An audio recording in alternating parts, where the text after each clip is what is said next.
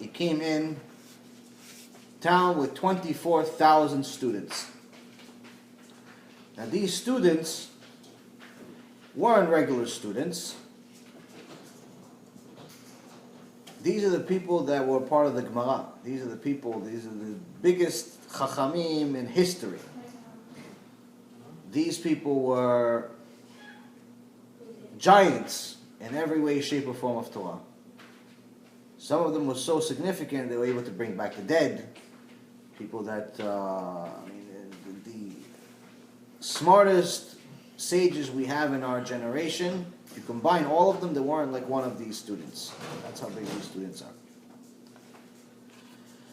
So these students, these Talmidim, made a mistake in their own level. Now a lot of people say that they had lack of kavod, lack of respect for each other. And that's mistranslated a little bit. Well, people think that they didn't like each other, they didn't have respect, like where they disrespected each other. But that's actually incorrect. What it is that it wasn't, obviously these people were sages, these people were giants in Torah. Disrespecting each other is not even part of their day-to-day thoughts. So it's not disrespect like we think disrespect. It's disrespect and lack of love for each other in a sense where they didn't care enough about each other to correct each other. Meaning that if someone said, listen, I'm going to do this mitzvah this particular way, and the other guy knew that he's incorrect, he's making a mistake, it's a minor error, he's supposed to, instead of doing it one way, he's supposed to do it a little bit different. Instead of making the extra effort to show him why and how and he's incorrect and things like that, they didn't do it.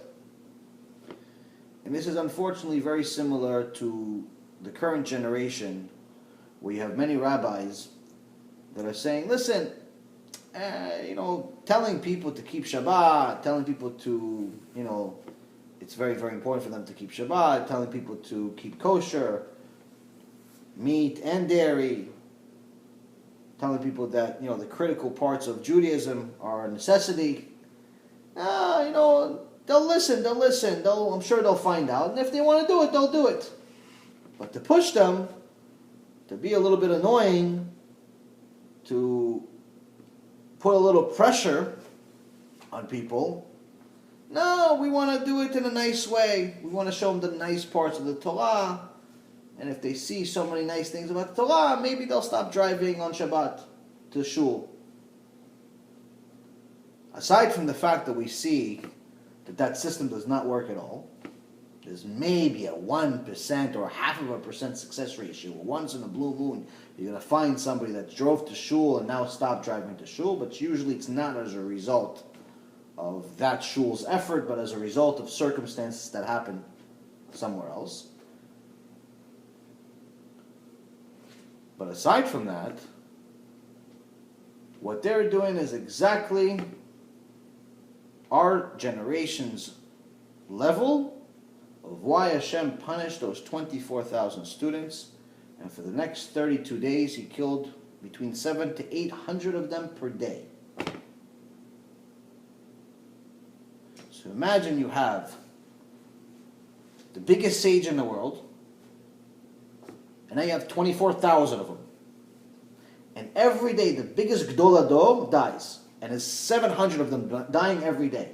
By the time you even thought about burying him, the next day you have to bury him, obviously, you have another 700 died, and another 700, another 700, another 700, every day for 32 days. Why? Because we didn't care enough about each other to rebuke each other and fix each other. Ocheach tochiach is one of the things that we learned from the sages, where it's our obligation. It's not a mitzvah, like it's nice to do it.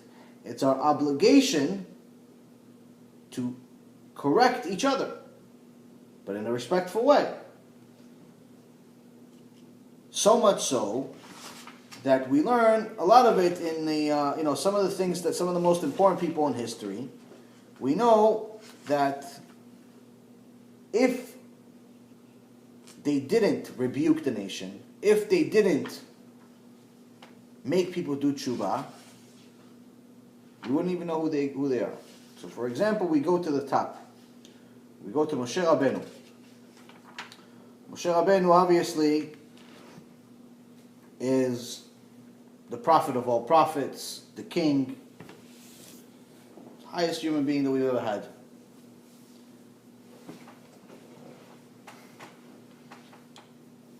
Masechet Megillah brings a verse, talks about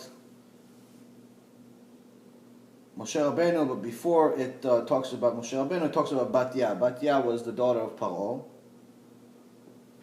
who converted while Paro was in power,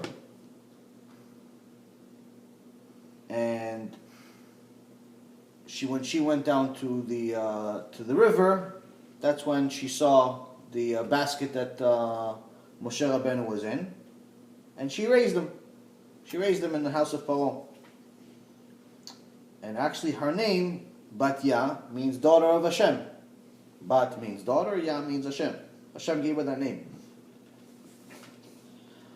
So in the it talks about Batya, but then it talks about how Batya had these 3 sons. But the Gemara specifically says that all 3 names are referring to Moshe Rabbeinu, meaning it's 3 different nicknames that Moshe Rabbeinu had. One of those names is Gedol. Gedol comes from the root of the word in Hebrew, Gader. Gader is fence. Why fence? Because Moshe Rabbeinu fenced the breaches of Israel, meaning that he corrected the improper behavior of Am Yisrael. All of the improper behavior that they learned in Egypt, he corrected them. He was, Aaron, his brother Aaron, was, they say that he chased peace. He was always a chaser of peace, always constantly trying to make peace between people. Moshe wasn't necessarily looking for peace, he was looking for truth. You made a sin, this is the punishment. You made a mitzvah, this is what it is. It's black and white. Hashem said so, that's it. It's not, no games. Oh, Ilanu, if he was here today. Imagine a person that's speaking to God on a first name basis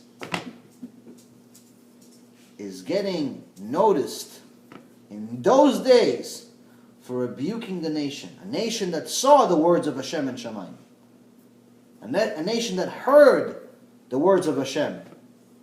A nation that saw the miracles of Hashem on a daily basis for over 40 years.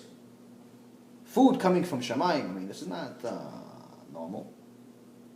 Food coming from Shamayim every day. You don't have to work. You don't have to do anything. All you have to do is learn a little bit of Torah. You have food waiting for you. You don't have to take a shower because the cloud that's following you is cleaning your clothes. It's like a washing machine on a regular basis. You're always clean. You don't have to worry about drinking. You don't have to worry about eating. You don't have to worry about going to the bathroom. They said that the man that we had in the desert was a spiritual food. In essence, such a pure food that all of it would be absorbed by our bodies and we wouldn't have to go to the bathroom. So this is just, again, one of the many miracles we saw. And even after all the miracles that we saw, after all the amazing things that we saw, there were still people that sinned. There were still people that were going against Hashem. There was still someone that we will read about soon that was the first Mechalel Shabbat. There was still Korach and his team and his people that were followers that tried to go against Moshe Rabbeinu. There were still people that sinned.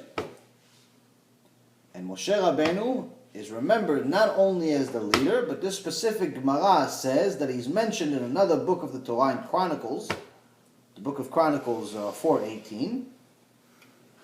He's mentioned as another name. He is given 3 other names, one of them being Gedol, because he had the ability And he had the inclination and he had the wisdom to rebuke the nation and correct their behavior. So Moshe Rabbeinu, that showed them all the miracles, still needed to rebuke people, still needed to fix people, because or else they would just fall off too far off the derech. And that's obviously something that he didn't want happening.